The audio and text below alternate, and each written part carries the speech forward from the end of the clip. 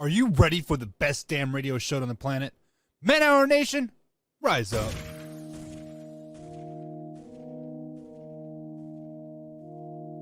You know on the beat every time, no. I would like to personally welcome you to Man Hour After Dark. Say that while I bring you the host, Mike, Buck, and Cone. You know who's coming to the stage. Sports talk than what you about to hear right here. I second that. Go.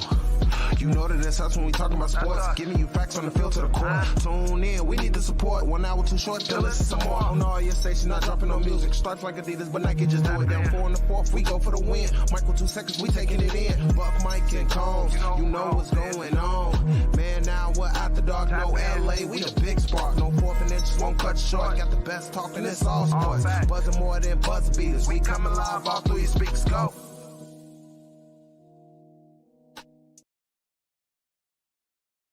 And what is going on, Man Hour Nation? It's your boy, Brandon Combs, coming to you live on Sunday, February 5th or 6th. I don't even know. I lost track of the days. I think it's February 5th. But at any rate, we got a great show lined up for you. We are going to talk about the Chicago White Sox trade for Franklin Herman. We are going to talk about the Chicago Bulls a little bit. Is the NFL rigged?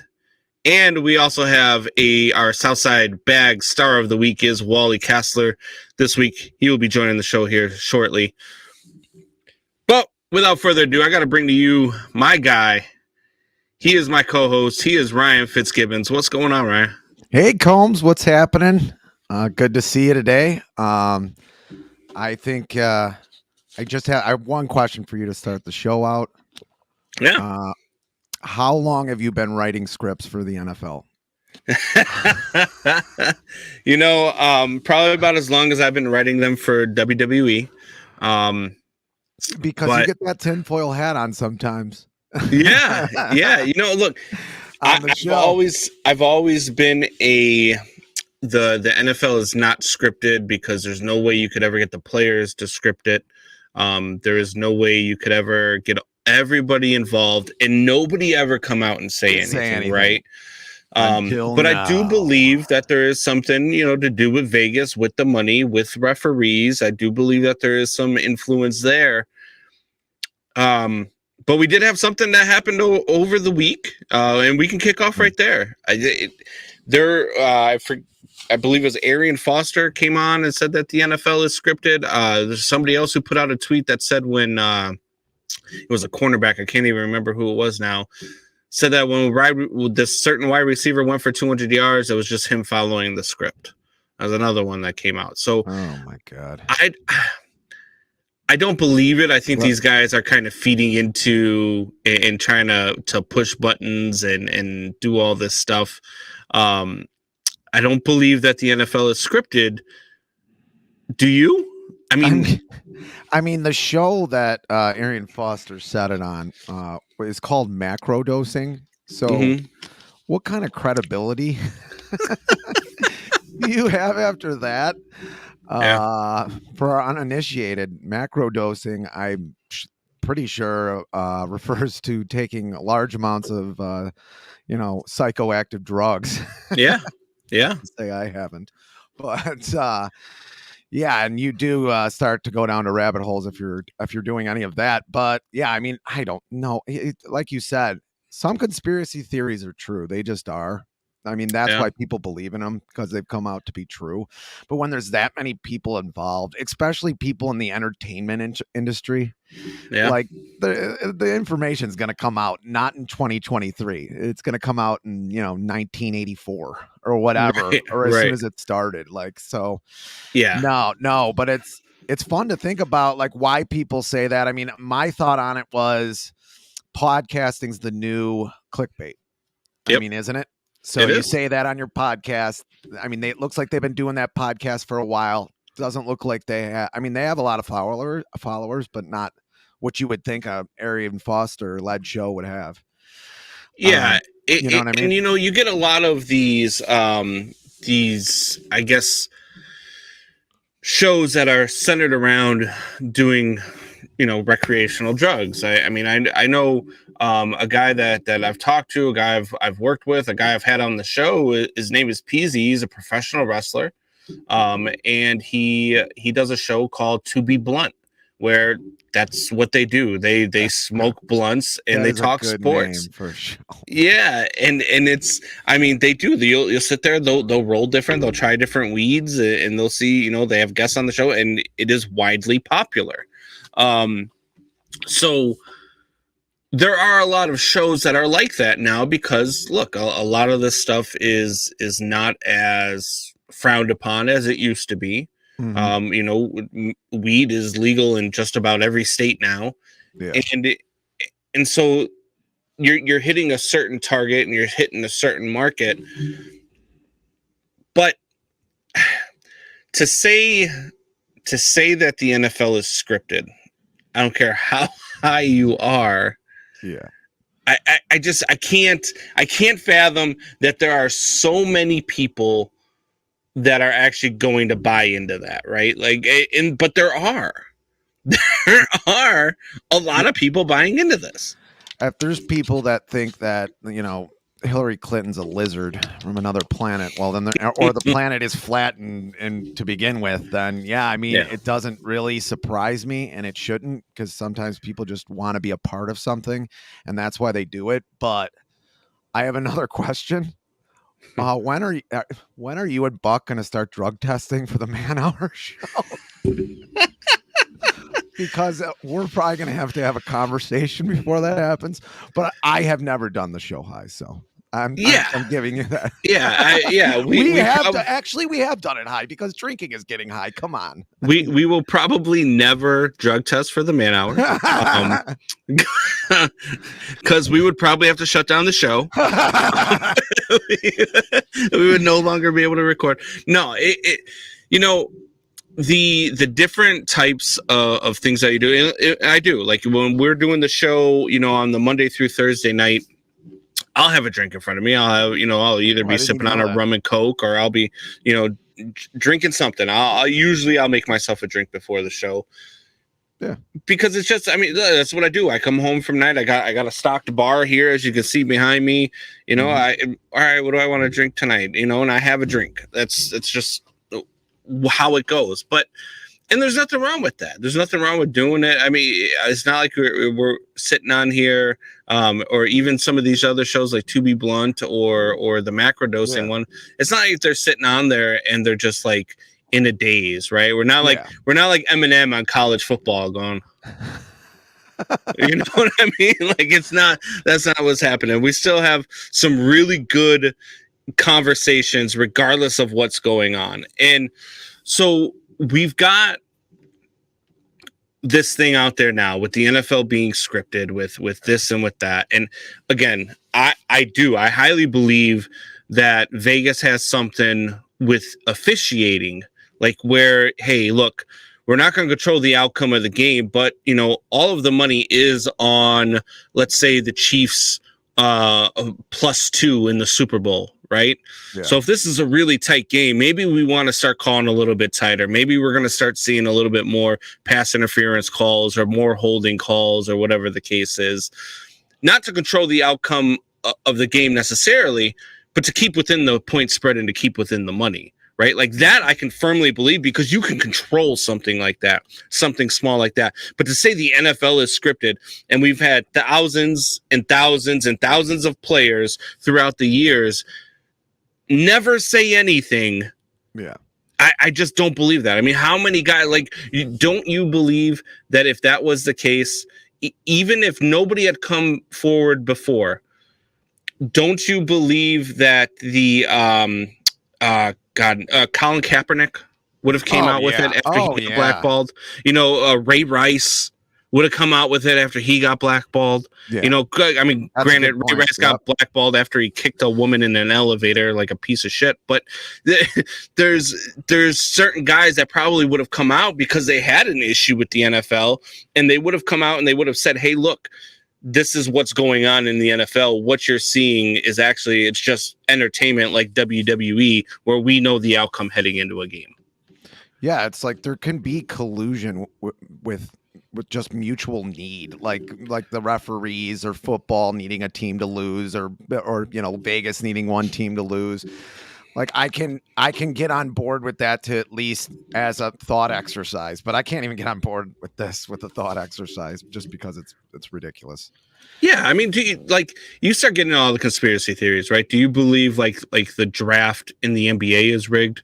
You believe they had frozen like a lottery ball in the freezer for the Knicks to draft Patrick Ewing? Yeah. Like, do you believe in that type of stuff? Do you think that they fix that type of stuff? It's possible. I mean, and like you said, that's contained to just like one or two people or three people. It's not like, it's not like, and we've had it in the NBA before too, right? And wasn't there referees that got caught for fixing games? That Sacramento Kings, Lakers game. I think like 2001, maybe 2000. I'd have to go back. Mike Bibby was just out of his mind. He was like 10 for 10 in the fourth quarter. Like not just one fourth quarter, but like 3 fourth quarters in a row. Sacramento was going to win.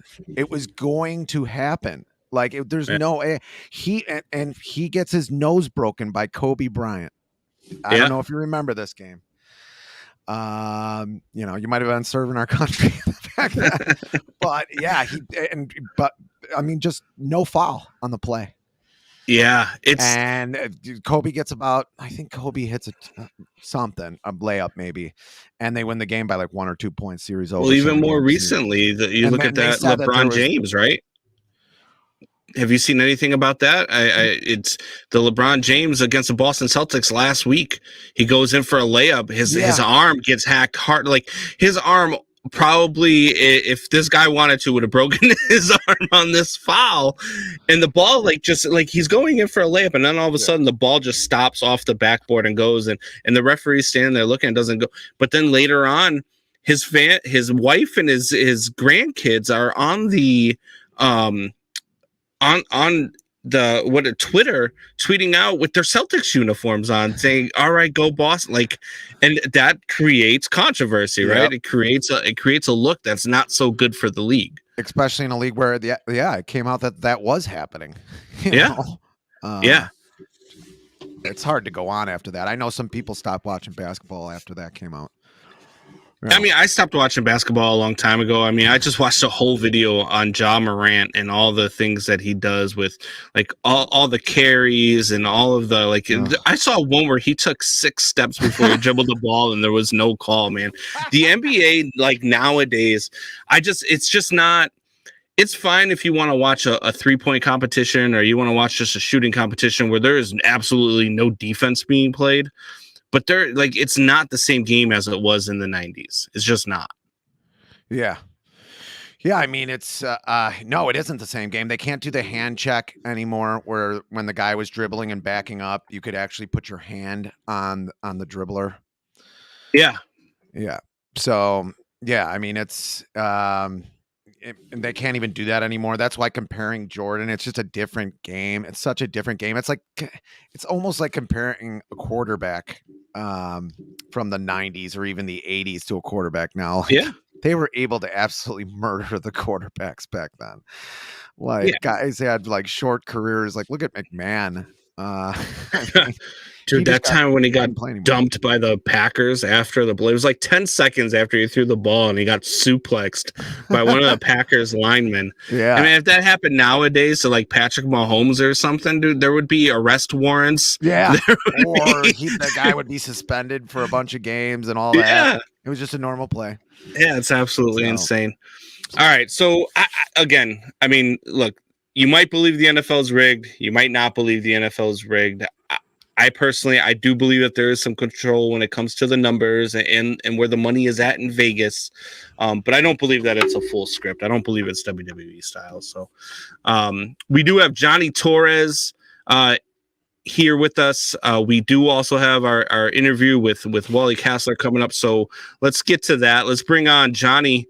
Hold on. I'm a rookie right now. I can't find the button. Where's the button? There it is. Rookie move. Speaking of rookies, what's going on, Johnny? How How you doing, brother? How you Yes, feeling after me? last night? Dude, I don't remember what happened like the last couple hours from last night. I was gonna say you had your birthday celebration over at Bourbon Street last night. Sorry I missed it. A lot of stuff going on here, personally. But from what I saw some videos on TikTok from Billy or on Snapchat. So from what I saw, and him posting the fact that he was making himself he was making some food at 3:30 in the morning. He just had a video of the food. He was panning in and out of it. I'm like, dude, he was messed up. So I'm sure it was a good time last night. Wow. Yeah, it was a good turnout. We had a group of people come out and celebrate my birthday. Too bad you guys didn't make it.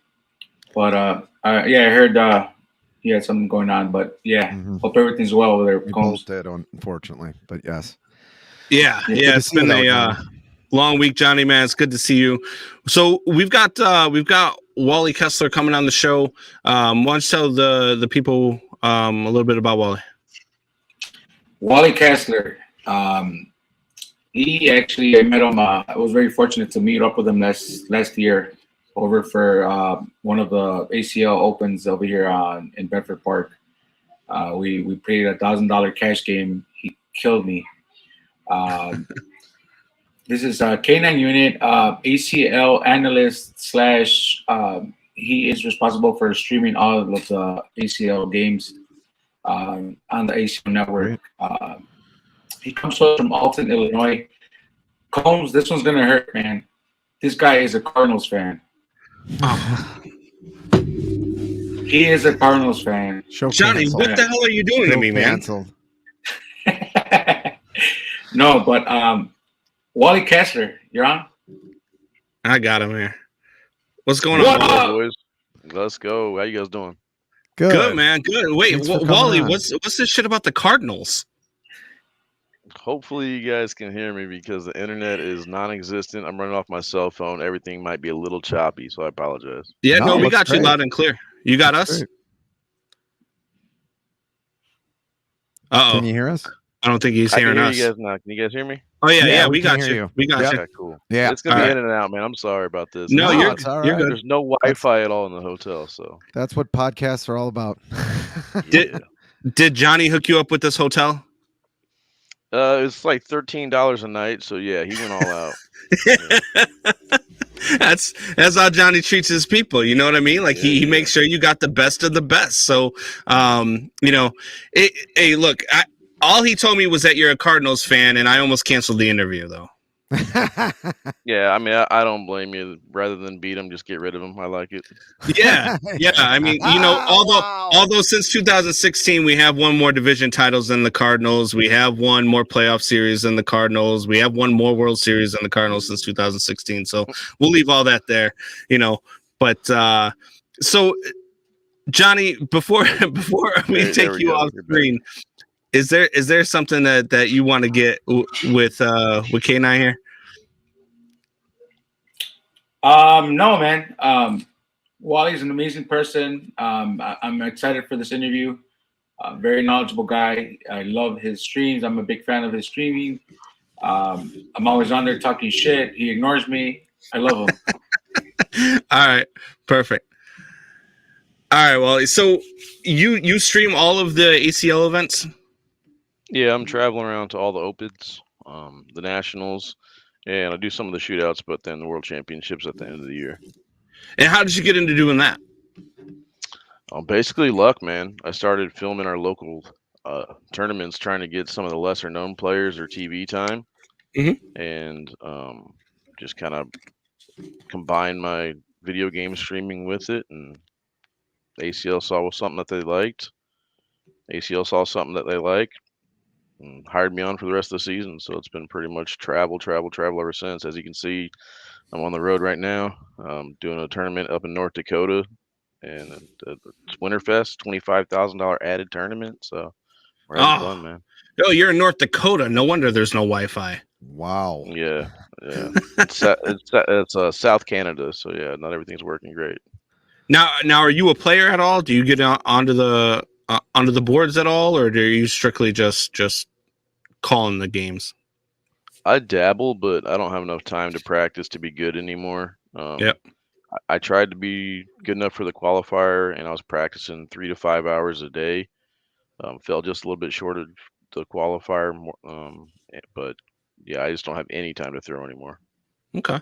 And you said that you stream some video game. What video games are you streaming? There we go. What video games are you streaming?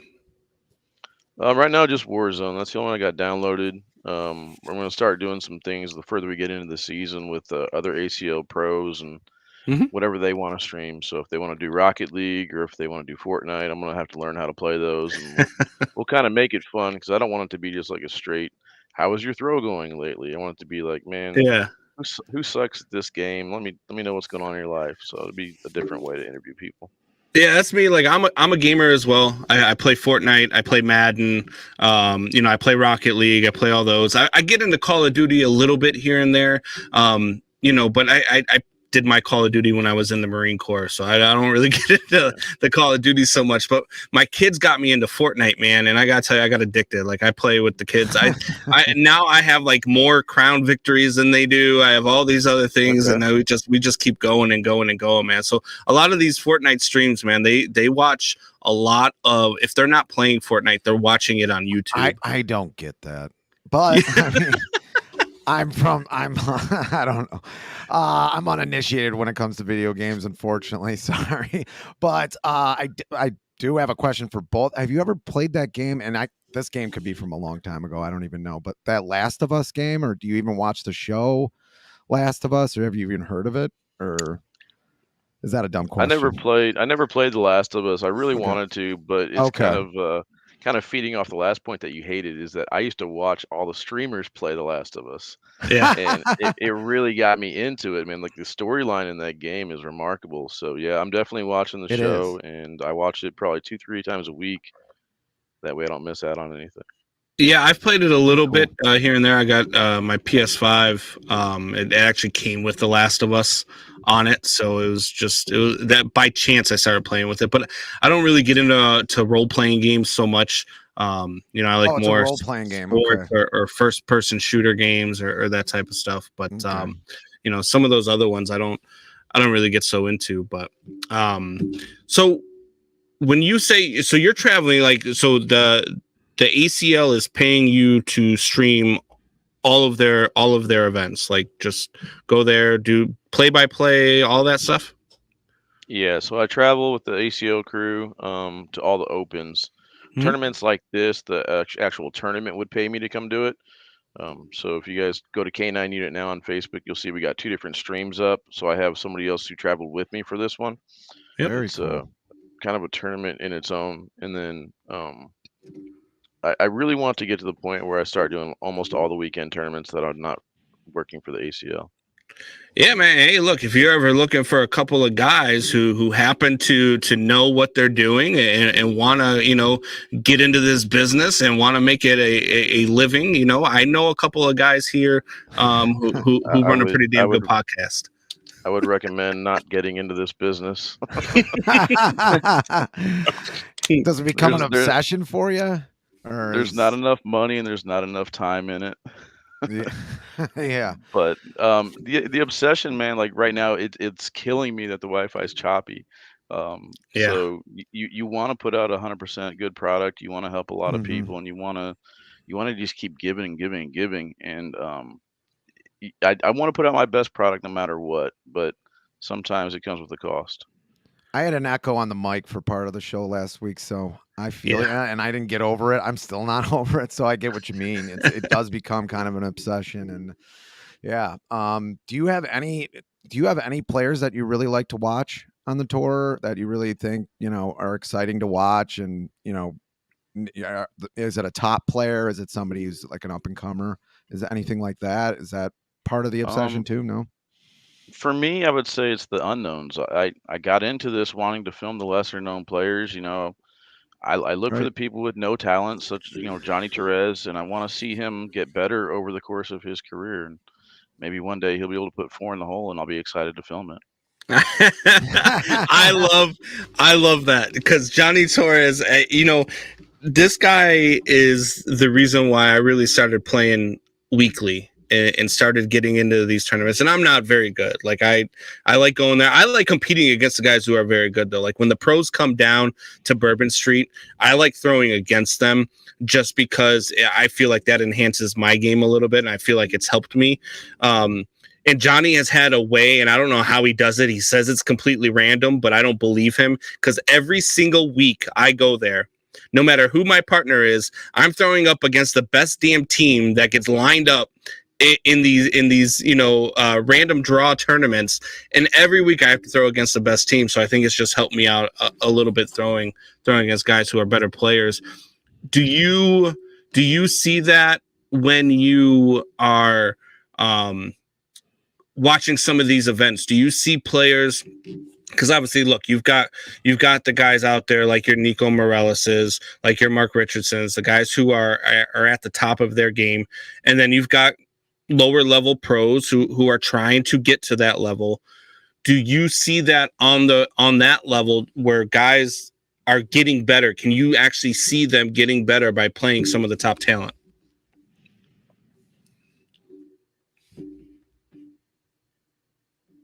I think we might have lost them.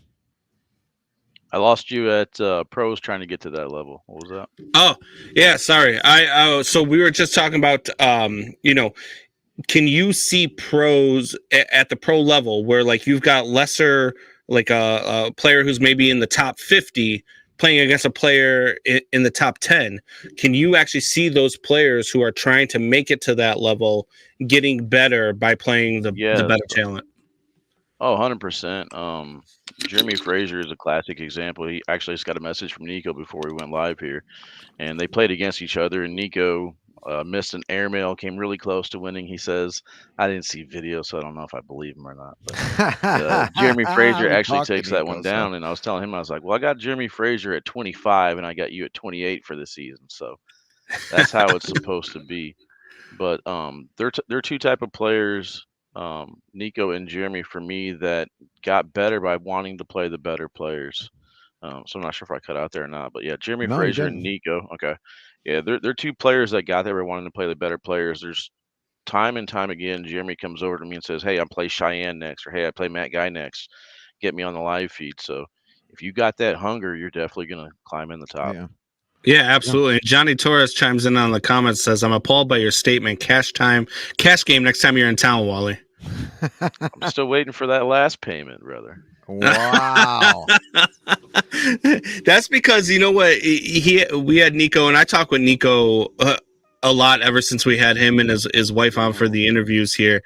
And I joke around with Nico because I accidentally misspelled his last name when we did the first show with him. And the very next week, he sent out his partner, Tom Gustafson, down to Bourbon Street, and he took all of our damn money. And I said, Nico, that was some Chicago gangster shit that you're pulling off here. I didn't know you were the leader of Chicago Mafia, sending your guys to take our money. So I said, so when you come to Bourbon Street, I want you to bring my money back with you. Well, instead of bringing my money back, he brought Mark Richardson with him, and they took all my money again. So, yeah, it's, Johnny doesn't play no games with his money either, man. He's not. I don't think he's quick to pay out. Well, in fairness, it wasn't just Johnny I beat. I also beat Brian up there in Chicago. So two Chicago boys go down to the St. Louis boy. Oh, wow. In Chicago. Just had to throw that in there real quick. Yeah, and you guys got our catcher. Yeah, I'm still not over the Wilson Contreras thing, man. You guys, how do you feel about Wilson Contreras in St. Louis? I was rooting for it. I really was. I was happy to see Yachty go at the right time. I think the Cardinals handled that beautifully. Same thing with the Pujols situation, and I don't think anyone less than Contreras would have made me happy, catcher. And that's why I when there were a lot of Cubs fans who were like, oh, we didn't need Wilson anyway, and blah blah blah, and I'm like, this guy's a top 5 catcher in the game right now, and and that's the thing I give the St. Louis Cardinals credit about, is that they are that organization that year after year, they get it right. They always find a way to win. They get it right, and they don't miss on their players.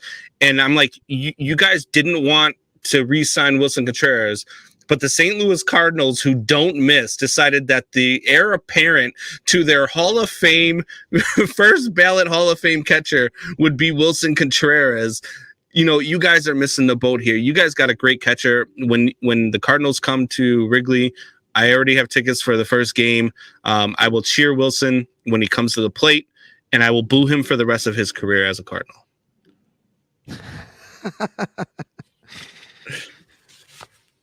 All right, Wally. Got all that. Yeah, I don't know if you heard all. Did you hear all that? Yeah, I'll ask you guys for a second saying we got a great catcher, but yeah, I mean, it's easy to play fantasy GM, and there's a lot of times I think the Cubs GM should have been fired. I mean, you guys had potential after the World Series, and it made no sense of why the team imploded the way it did to me. But they just didn't build around it.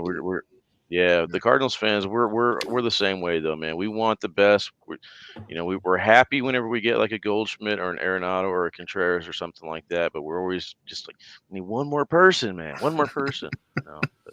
No, definitely thank you guys for having me on, man. Yeah, definitely. We got Johnny back on the screen here. Johnny, did you have anything to say to Wally before we cut him loose? Can you guys hear me? Yeah, we gotcha.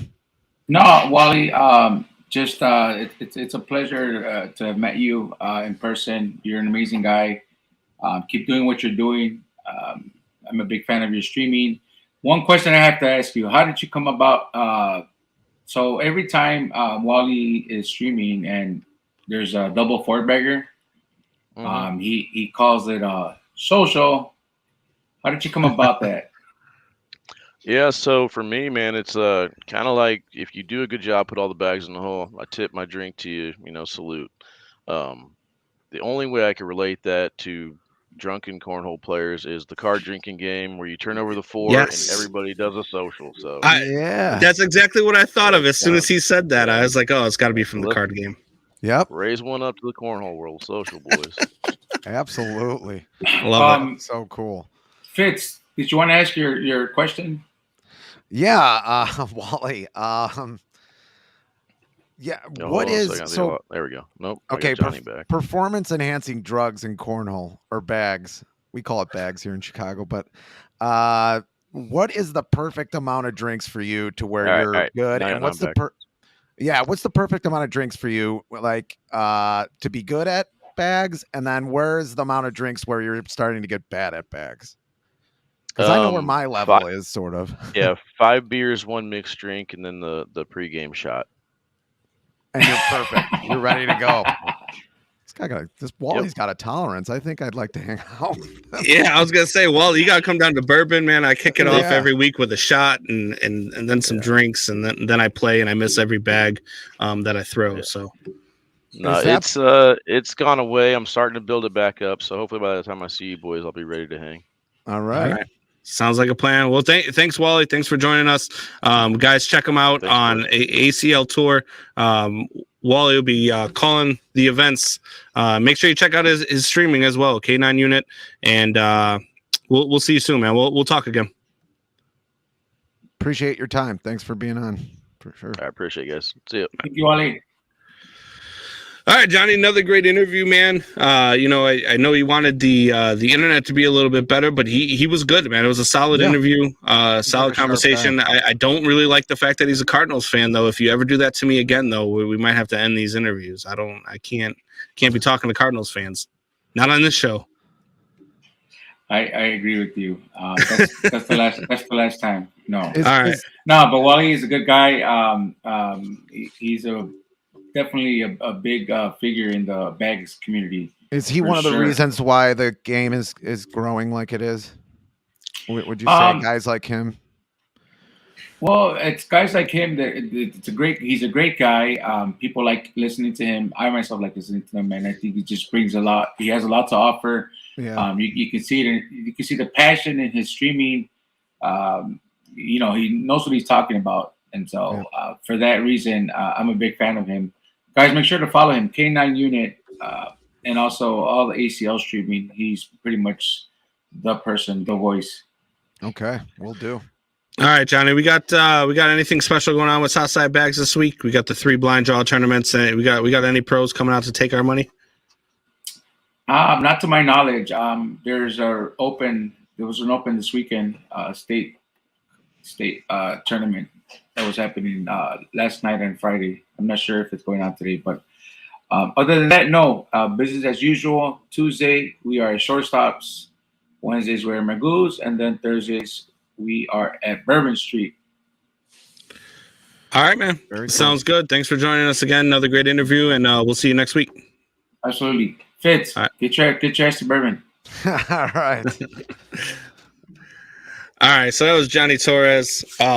Look, Southside Bags, great promotion. It's great every Tuesday, Wednesday, Thursday. No matter which day you go, you're going to get a great group of guys. Ton of fun. Johnny does a great job of hosting the events. So really good stuff there with Southside Bags, and he's got great swag. I mean, these hoodies. I mean, this is a fleece lined hoodie. This thing is very nice, made out of jersey material. He's got personalized stuff. He's got all sorts of things that you can check out, and it's a good time. So if you just want to throw some bags, have a good time, coming out to one of the 3 events that Southside Bags is doing, check them out on Facebook as well at Southside Bags. All right, so we're gonna we got a few more minutes here. We're gonna cut things a little short today. A lot of stuff going on for Fitzy, a lot of stuff going on in my world as well. Yeah. So but before we do, I do want to get to some of this White Sox stuff. Yeah. Man, how excited are you about Franklin Herman? I think it's a good trade. I mean, it's one of those trades that do happen. I mean, this could be a trade, like the trade was for Bobby Jenks. I mean, it could be one like that. I mean, I don't think that's what's going to happen. But this is one of those trades where Franklin Herman got traded to the Sox from Boston for, I forget his name, Theo Denlinger. Yeah. And Theo Denlinger is he's not there yet. Franklin Herman was the pitcher of the year in 2022 in the minor leagues for Boston. Yeah. I don't know how good their minor league pitching was because it couldn't have been that great, but did really well at 11.6 strikeouts per innings. He's a reliever. That should be said, but it's these trades that happen a lot where Theo Denlinger has a lot of talent, but he just hasn't put it together yet. And Herman is more polished, but might have a little less upside, but is closer to the major league, field. And that's what the Sox needed. The Red Sox obviously aren't, gunning for the playoffs this year. I mean, they'll be okay, but they're not there yet. They're retooling. Like that's what teams do. Isn't that great? Isn't that great? They retool. We don't know anything about that because it's got to be torn down to the studs in Chicago. But it's a good trade. I mean, these are the little things you have to do on that you have to do like on the peripheral to be a good team. And they need this. They're probably going to need him to pitch in the majors this year, especially with what happened to Liam Hendricks. So. Yeah, and it was great. I mean, with the he was 5-2 last year in the minor leagues. He had an ERA underneath 3. So he was pitching well. He did pitch for a little bit with the major league club. And it was terrible. Yeah. So but I think that this is really going to boost up the White Sox bullpen, like you said, with the stuff with Liam Hendricks going on. I mean, they needed to do something. They needed to add another arm, and so yeah, I think it's nothing but a great trade. Now, you sent me earlier in the week. You had sent me an over under for the White Sox, and I was like, wow, that seems really, really low for the White Sox. What was that over under? The over under for most people are saying 83 games, but I mean, I guess if you average it out, maybe 84. I think it's low. I mean, most of the team got hurt last year and they had a terrible manager and they won 81 games. I know that that division might be a little bit better this year, but not much. I mean, I don't see it. Most people got Cleveland winning this at 87 wins, got them winning the division at 87 wins, which I don't see it. I think I think the law averages have to come back to them. I think they know that the injuries after the 2021 season, it was like, that was just a bad injury season. I think they know like this is a problem and they have to do something about it. And they're really focusing on what their players do in the off season. Plus law averages, you're not going to get that lucky for that long. You're just not. Yeah. And I think, got to come back to the mean a little bit. you're gonna have a big loss with Liam Hendricks. I mean, that guy was your Yeah. closer. He was a solid closer. But I'm still, I like, for me, and we'll do our prediction as the season gets closer. But I'm thinking of this team as a 93 to 97 win team that runs away with this division. Now that they don't got a manager who's going to call for an intentional walk on a 1 and 2 count, Twice, know what and I then mean? defend it. yeah, and then defend it like it's a normal thing. I don't even know why this is a question anymore. Well, Tony, because you're the only person in the world that would do it. So no, I really feel like this team. Especially underneath this manager. And right after you sent me that, I sent you back another screenshot of what their manager had said. And he said, look, this is not a rebuild. This is, there are expectations for this team are high. And your brother chimes in here and says, he says 90 to 95 wins. I'm with you. Like I'm somewhere in the 93 to 97 range. This team should run away with the division. I think that they might be one of the better teams in the American League when it's all said and done. I might actually put my money on the White Sox in the World Series. I really like this White Sox team. I'd like to see where the odds are on that. I really do. Yeah. I think their starting pitching is going to be great. The Clevenger thing is disgusting, but they're gonna pick somebody else up. I think.